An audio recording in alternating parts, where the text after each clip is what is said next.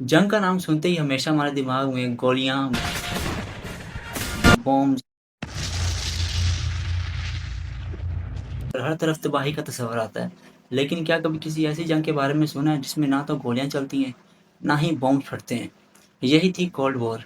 Cold war की term specially use की जाती है यूएसए और यूएसएसआर के दरमियान एक लंबे अरसे तक चलने वाली दुश्मनी के लिए।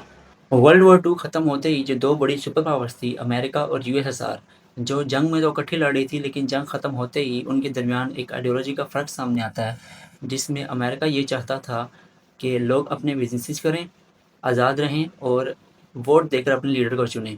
लेकिन यूएसएसआर ये चाहता था कि हर चीज़ हुकूमत कंट्रोल करे, और यही उनकी वजह बनी उनके दरमियान एक कोल्ड वॉर स्टार्ट हो गई, और ये कोल्ड वॉर तकरीबन 46 ईयर्स तक चलती रही। अब हम बात करते हैं ऐसे मेजर इवेंट्स के बारे में जो कोल्ड वॉर के दौरान हुए। सबसे पहले 1948 में रशिया ने, यूएसएसआर ने वेस्ट बर्लिन के रास्ते बंद कर दिए ताकि वहाँ की आवाम भूख से मर जाए और हार मान जाए। लेकिन उधर अमेरिका ने हवाई जहाज़ों के ज़रिए खाना पहुँचाया और बाकी ज़रूरी सामान पहुँचाया, और 1 साल तक ये रास्ते बंद किए गए और 1 साल तक अमेरिका वहाँ खाना पहुँचाता रहा। उसके बाद 1950 से लेके 1953 तक नॉर्थ कोरिया और साउथ कोरिया की एक जंग चली, जिसमें नॉर्थ कोरिया को यूएसएसआर सपोर्ट कर रहा था और साउथ कोरिया को अमेरिका। इस वॉर को प्रॉक्सी वॉर कहा जाता है, जिसमें असली लड़ाई दूसरों के ज़रिए लड़ी जाती है। मीन्स के जो असली ताकतें हैं वो पीछे बैठ कर दूसरों के ज़रिए लड़ाई लड़ती हैं। उसके बाद 1962 में यूएसएसआर ने क्यूबा में, जो अमेरिका के बिल्कुल करीब पड़ता है, वहाँ अपने न्यूक्लियर मिसाइल्स सेट किए।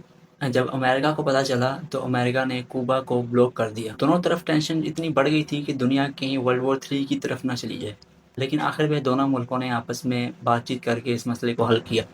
उसके बाद 1955 से लेके 1975 तक तकरीबन 20 साल साउथ वियतनाम और नॉर्थ वियतनाम की जंग चली, जिसमें साउथ वियतनाम को अमेरिका सपोर्ट कर रहा था और नॉर्थ वियतनाम को यूएसएसआर। ये जंग 20 साल चलने के बावजूद अमेरिका ये जंग जीत ना सका।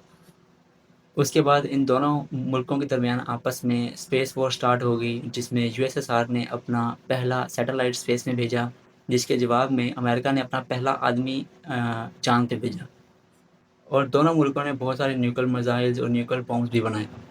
1980s तक यूएसएसआर की इकॉनमी बहुत वीक हो गई थी, और यूएसए के प्रेसिडेंट ने उन पर प्रेशर डाला, जिसकी वजह से यूएसएसआर के प्रेसिडेंट ने कुछ रिफॉर्म्स लाने की कोशिश की, जैसे कि इकोनॉमिक रिफॉर्म्स और फ्रीडम ऑफ स्पीच। लेकिन उसका कुछ ज़्यादा असर नहीं हुआ, और 1991 तक यूएसएसआर ऑफिशियली टूट गया और रशिया बन गया, और यहीं कोल्ड वॉर ख़त्म हो गई।